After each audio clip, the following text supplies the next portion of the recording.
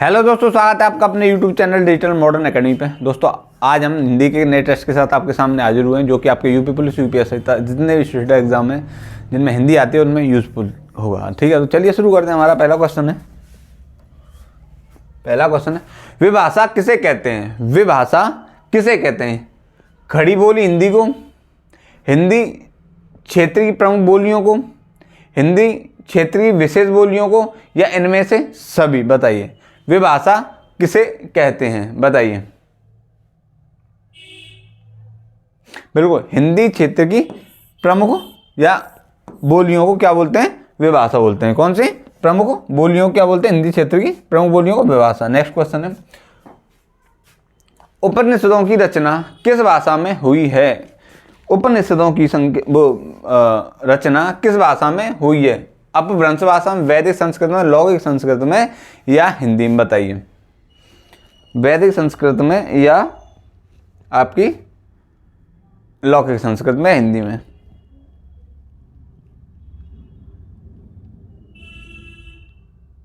बिल्कुल, उत्तर क्या होगा इसका? भी वैदिक संस्कृत में। जैसे रामायण हुई, रामायण, महाभारत, ये किसमें हुए बच्चे तुम्हारे? ये हुआ आपके लौकिक संस्कृत में। ठीक है, किसमें? लौकिक संस्कृत। नेक्स्ट क्वेश्चन है, देवनागरी लिपि को राष्ट्रलिपि बनाने की बात किसने सबसे पहले की? देवनागरी को राष्ट्रलिपि अपनाने की बात सबसे पहले किसने की? बताइए। महात्मा गांधी, शारदा चरण मित्र, अयोध्या प्रसाद खत्री, या राजेंद्र प्रसाद? बताइए। बिल्कुल, किसने? शारदा चरण मित्र ने। कब? अच्छा, देवनागरी लिपि को राष्ट्रलिपि कब अपनाया गया? 14 सितंबर 1949 को। कब? 14 सितंबर 1949 को।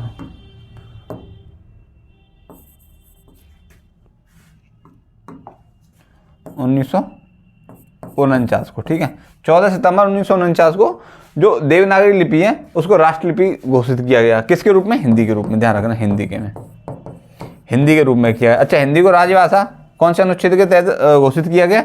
अनुच्छेद 343 के तहत। ठीक है, भाग कौन सा है? भाग 17 में। ठीक है, भाग 17 में, इस बात को ध्यान रखना। राजभाषा आयोग की स्थापना 7 जून, राजभाषा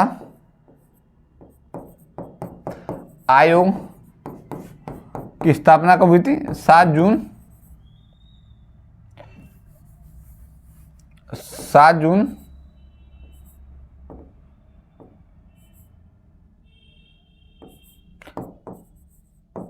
1955 में। किसकी अध्यक्षता में?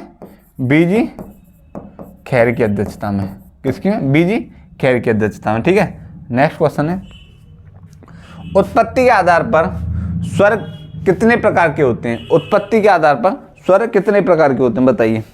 1 प्रकार, 2 प्रकार, 3 प्रकार, या 4 प्रकार?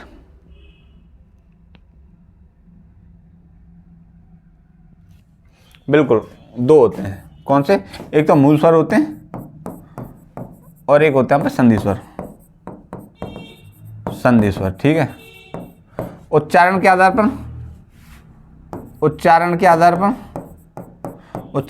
पर भी 2 हैं। लघु स्वर, एक सेकंड रुको, लघु और दीर्घ। कौन से? लघु और दीर्घ। ठीक है, जिह्वा के आधार पर अग्र, मध्य और पश्च। अग्र, मध्य और पश्च स्वर। ठीक है, कितने? 3 प्रकार होते हैं, ध्यान रखना। नेक्स्ट क्वेश्चन है, स्थान के आधार पर बताइए कि मूर्धन्य व्यंजन कौन सा है? स्थान के आधार पर बताइए कि मूर्धन्य व्यंजन कौन सा है? क, घ, ज, ड़, प, फ? बताइए।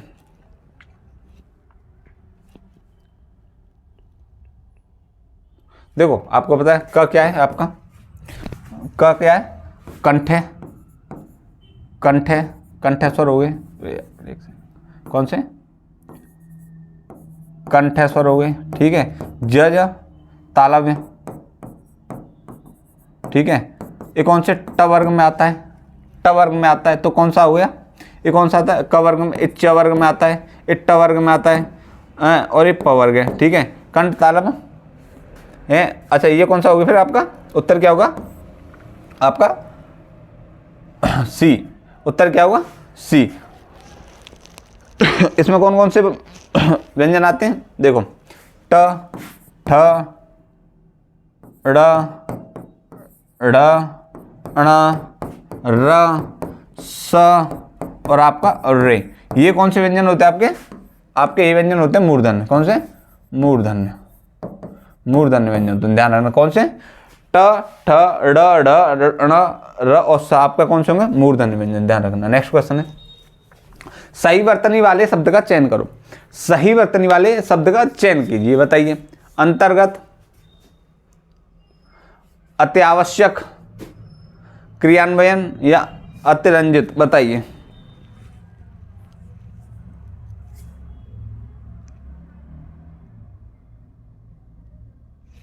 बिल्कुल क्या होगा? अतिरंजन। क्या होगा? अतिरंजन शुद्ध वर्तनी। नेक्स्ट क्वेश्चन है, क्या है? इसमें से आपको देखनी है कौन सी शुद्ध वर्तनी, बताइए, बताइए। बिल्कुल आपको सही वर्तनी कौन सी है? ऊंचाई। ऊंचाई क्या होगी इसमें?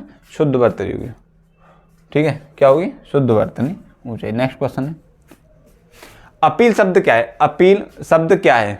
तत्समय, तद्भव, देशज, विदेशज। अपील शब्द क्या है, बताइए। बिल्कुल अपील क्या? अरबी शब्द है, तो कौन सा होगा आपका?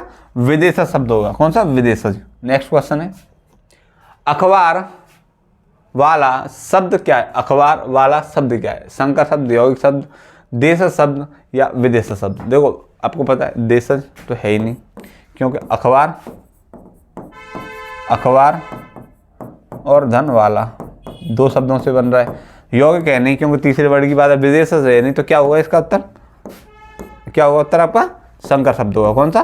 संकर शब्द होगा। नेक्स्ट क्वेश्चन है, भाववाचक संज्ञा से निर्मित विशेषण है। भाववाचक संज्ञा से निर्मित विशेषण है, बताइए। चलता, प्यारा, रंगीन या ऊंचाई, बताइए। चलता, प्यारा, रंगीन या ऊंचाई? तो क्या होगा इसमें? भाववाचक संज्ञा से, प्यार से, प्यार से क्या बनेगा? प्यारा। क्या बनेगा? प्यारा। तो विशेषण हो गया, ठीक है। नेक्स्ट, क्यों? क्योंकि जैसे राम, जैसे बोल दो राम प्यारा लड़का है, तो इसमें क्या होगा? ये विशेषण हुआ ना, विशेषण। और इसी को बोलते हैं जैसे राम की माँ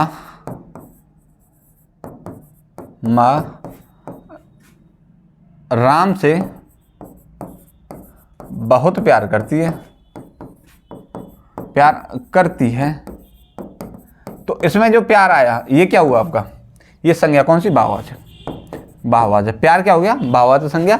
और आपका प्यारा ये क्यों कौन सा हो गया आपका? विशेषण हो गया। ध्यान रखना। नेक्स्ट क्वेश्चन है, अहंकार शब्द किस संज्ञा का उदाहरण है? अहंकार शब्द किस संज्ञा का उदाहरण है? जातिवाचक, भाववाचक, व्यक्तिवाचक या समूहवाचक, बताइए।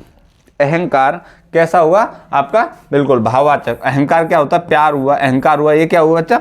ये हुआ आपके भाववाचक संज्ञा। कौन सी? भाववाचक संज्ञा। नेक्स्ट क्वेश्चन है, मैं दिव्यता को पत्र लिखूंगा। मैं दिव्यता को पत्र लिखूंगा, इसमें कारक कौन सा, बताइए। संप्रदान कारक, कर्म कारक, कर्ता कारक या आपका कर्ण कारक, बताइए। मैं कर्ता ने कर्म को, तो कौन सा हुआ? बिल्कुल कर्म को आ रहा है, क्या हो रहा है? परसर क्या आ रहा है? को आ रहा है, तो क्या होगा इसमें? उत्तर होगा आपका बी, कर्म कारक। कौन सा? कर्म कारक। नेक्स्ट क्वेश्चन है, पेड़ से पत्ते गिरे, पेड़ से पत्ते गिरे, कारक बताइए। कर्ण कारक, अपादान कारक, ठीक है, अपादान कारक, चलो ठीक है, इसमें 2 आ गए, चलो ठीक है, कोई और कर लो, कर्ता कारक कर लो, कर्ता कारक। तो बताइए, पेड़ से पत्ता गिरा, कारक बताइए।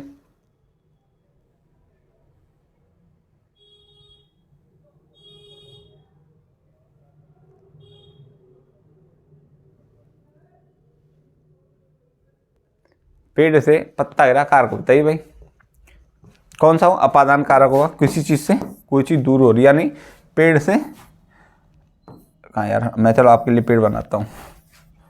जैसे ये पेड़ हुआ, ठीक है, ऐसे एक पत्ता टूट के गिर रहा है, ठीक है, गिर रहा है, तो कैसे अलग हो रहा है? तो अलग होने के लिए कौन सा कारक होता है? अपादान कारक होता है। देखो मैं कितना अच्छा पेड़ बनाया है। नेक्स्ट क्वेश्चन है, डैश डैश डैश रोटी खानी है मेरे को, मैंने, मुझे या मुझसे, बताइए, खाली स्थान भरना है। डैश डैश डैश रोटी खानी है, किसे खानी है? मुझे रोटी खानी है, तो मुझे रोटी खानी है, उत्तर क्या होगा? सी, बिल्कुल सही। नेक्स्ट है, डैश डैश डैश आदमी सुंदर है, डैश डैश डैश आदमी सुंदर है, यह, वे, उन या वे सब, बताइए। बिल्कुल, यह आदमी सुंदर है, यह आदमी सुंदर है, उत्तर क्या होगा? ए। नेक्स्ट क्वेश्चन हुआ, क्या परिश्रमी शब्द में कौन से विशेषण का बोध होता है? परिश्रमी शब्द में कौन से विशेषण का बोध होता है? गुणवाचक, संख्यावाचक, परिमाणवाचक या सार्वनामिक विशेषण, बताइए। बिल्कुल, कैसा है? परिश्रमी है, तो इसका मतलब कौन सा विशेषण हुआ? गुणवाचक। कौन सा गुण है वो? परिश्रमी है। नेक्स्ट क्वेश्चन होगा आपका, क्या? नेक्स्ट क्वेश्चन हुआ कि किस वाक्य में परिमाणवाचक विशेषण है? किस वाक्य में परिमाणवाचक विशेषण, बताइए। खेल का मैदान लंबा है, पंकज अच्छा गायक है, मैं सफ़ेद कमीज नहीं पहनता, इस बार बारिश में बहुत ओले गिरे, किस में परिमाणवाचक विशेषण है? बताइए। देखो, परिमाण की बात हो रही है, ठीक है, तो पहले में तो परिमाण की कोई बात ही नहीं हो रही, कोई मतलब लिक्विड की बात नहीं होती। देखो इसमें हो रहा ओले, बहुत ओले, कौन से? बहुत ओले, ठीक है, कितने ओले? बहुत ओले, तो उत्तर क्या हो जाएगा? देखो इसमें बिल्कुल उत्तर होगा डी, बहुत ओले। तो उत्तर क्या होगा? इस बार बारिश में बहुत ओले गिरे। नेक्स्ट क्वेश्चन है, हमेशा ईमानदारी से काम करो, यह वाक्य व्रति के किस वेद का उदाहरण है? बताइए। हमेशा ईमानदारी से काम करो, आज्ञार्थक, प्रश्नार्थक, इच्छार्थक या निश्चयार्थक, बताइए। भाई मैं किसी को क्या दे रहा हूं? आज्ञा दे रहा हूं कि भाई हमेशा ईमानदारी से काम करो, तो क्या हो जाएगा? जैसे आप ईमानदारी से अपना पढ़ाई करो, तो क्या हो जाएगी? मैं आज्ञा दे रहा हूं आपको, भाई अपनी पढ़ाई करो, तो क्या होगी? आज्ञार्थक वृत्ति, ठीक है, आज्ञार्थक वृत्ति। नेक्स्ट क्वेश्चन है, एक कटोरा दूध लाओ, यह वाक्य वृत्ति ये किस वेद का उदाहरण है? एक कटोरा दूध लाओ, यह वाक्य वृत्ति के किस उदाहरण का, किस वेद का उदाहरण, बताइए।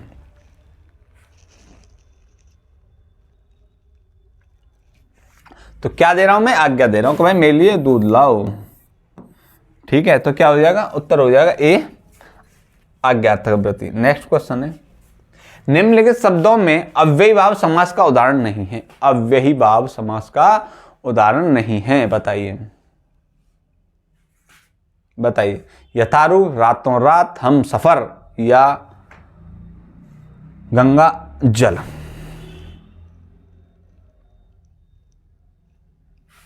देखो यथा में उपसर्ग आ रहा है, तो क्या हो जाएगा? नहीं सॉरी, उत्तर क्या होगा? उत्तर तो इसका क्या आएगा? गंगा जल इसका क्या है? अव्ययी भाव का उदाहरण नहीं है, ठीक है। हम सफर, देखो इसमें हम सफर, हम राही, इस तरह से जो उपसर्ग का काम करने वाले शब्द कौन से होते हैं? जो रातों रात, ठीक है, यथा, तो इस प्रकार के जो शब्द हैं ना, जो मतलब हमेशा इस बात को ध्यान रखना, द्वंद्व समास में क्या होता है? जैसे रातों रात आ गई, तो जैसे रात और रात, ठीक है, तो ये क्या हो गया आपका? यहाँ पे द्वंद्व समास होगा, लेकिन जब रातों रात वाली बात हो रही तो यहाँ पे कौन सा समास होगा आपका? आपका अवयव, तो उत्तर क्या हो जाएगा? गंगाजल। कौन सा? गंगाजल, ध्यान रखना। कौन सा? गंगाजल, ध्यान रखना। नेक्स्ट क्वेश्चन है,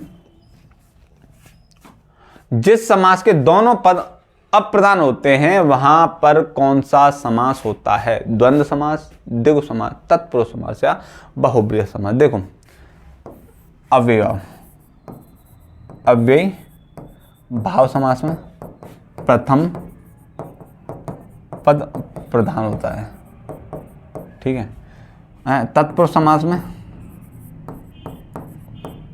तत्पुरुष समास में क्या होता है आपका? तत्पुरुष समास में होता है आपका द्वितीय पद या पूर्व पद, द्वितीय पद, द्वितीय या उत्तर पद, उत्तर पद प्रधान, ठीक है। द्वितीय या उत्तर पद प्रधान, ठीक है,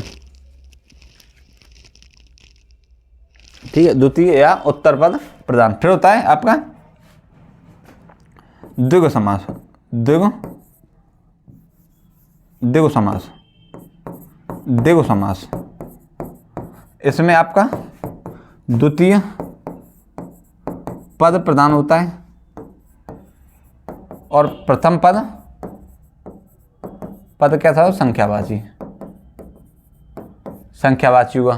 और कौन सा होगा? संख्यावाची। फिर आता है द्वंद्व समास, द्वंद्व समास।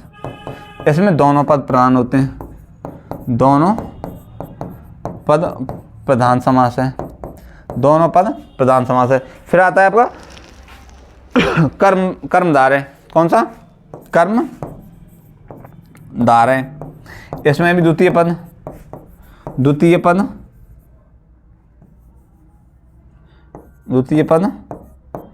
प्रधान होता है, द्वितीय पद प्रधान होता है। फिर आता है आपका बहुब्रीहि समास। इसमें क्या क्या है कि दोनों पद अप्रधान होते हैं तो तीसरे पद की प्रधानता होती है, ध्यान रखना। दोनों पद अप्रधान होते हैं। कैसे होते हैं? दोनों पद अप्रधान होते हैं। तो उत्तर क्या हो जाएगा इसमें? बहुब्रीहि समास। क्या हो जाएगा? दोनों पद अप्रधान समास कौन सा होता है? बहुब्रीहि समास, ठीक है, ध्यान रखना। नेक्स्ट क्वेश्चन है, प्रत्युपकार में कौन सा उपसर्ग है? प्रत्युपकार में कौन सा उपसर्ग है? देखो, प्रत्युपकार की ना वो करो पहले संधि, जैसे प्रत्य धन उपकार,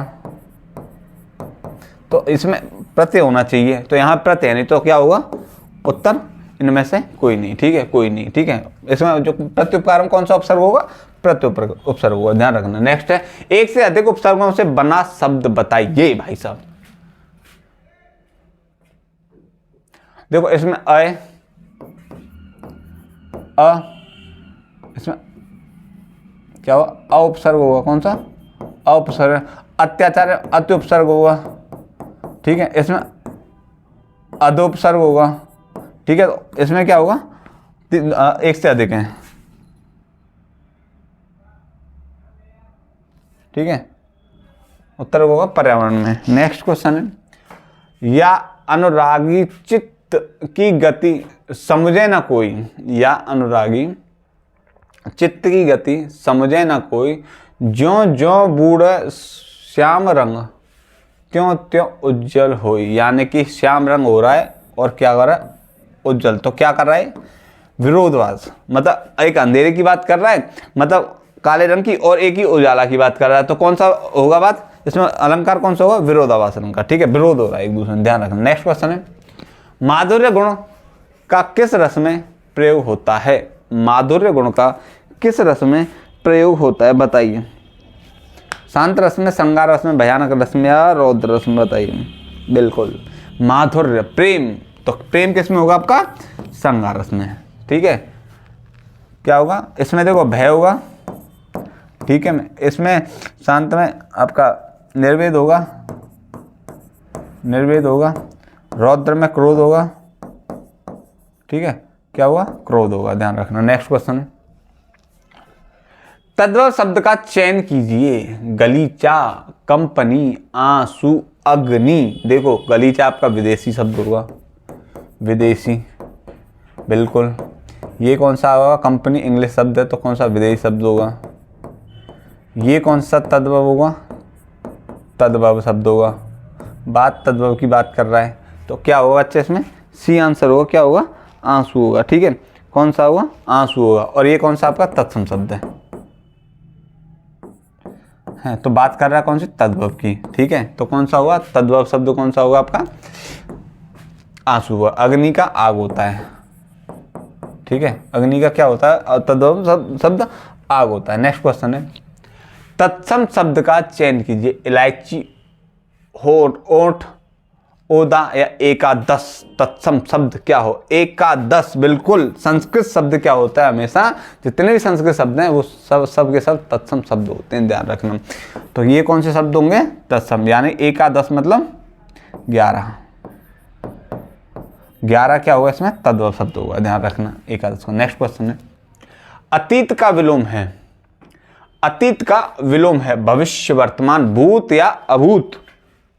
अतीत का क्या होगा? अतीत का वर्तमान होगा? बिल्कुल नहीं होगा। भूत होगा? भूत को अतीत बोलते हैं, वो भी अभूत होगा, बिल्कुल गलत। तो क्या होगा उत्तर? क्या होगा आपका? ए, भविष्य। भूत का क्या होगा? भविष्य। अथ का विलोम क्या होगा? अंत, इत, अध, सॉरी अर्ध या अध, बताइए। अथ का विलोम है, बताइए। अंत, इति, अर्थ या अध, बताइए। बिल्कुल क्या होगा? अथ का क्या होगा? इत होगा। क्या होगा? इत होगा, ध्यान रखना। नेक्स्ट क्वेश्चन बच्चा तुम्हारा, वह स्त्री जिसकी कोई संतान न हो। वह स्त्री जिसकी कोई संतान न हो। उल्टा, बांझ, अप्रसूता, विधवा, बताइए। बताइए, जिसकी कोई संतान नहीं हुई तो वो क्या कहलाएगी?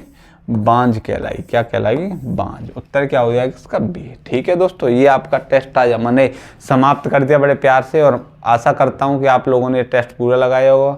और हमें कमेंट में आप जरूर बताया करें कि आपके कितने क्वेश्चन सही हो रहे हैं, कितने क्वेश्चन गलत हो रहे हैं, जिससे हमें भी थोड़ा सा ये लगता है कि बच्चे के लिए और कंटेंट अच्छा दिया जाए। जब आप रिप्लाई नहीं करेंगे हमारे लिए तो हम ऐसा ही देते रहेंगे, आप उसे पढ़ते रहना। ठीक है, तो आपसे रिक्वेस्ट है कि आप थोड़ा सा इसमें अपने एफर्ट डालें और हमें इस चीज़ के बारे में ज़रूर बताते रहें कि आप जो है क्या क्या इसमें करते हो, क्या क्या इसमें आपके कितने उत्तर आते हैं, कितने सही उत्तर होते हैं, कितने गलत होते हैं। ठीक है, तो इस क्लास को ही समाप्त करते हैं। आप लोग अपना ख्याल रखें और पढ़ाई की अपनी बरकरार रखें। ठीक है, तो चलिए, नमस्कार, अपने आप ख्याल रखें।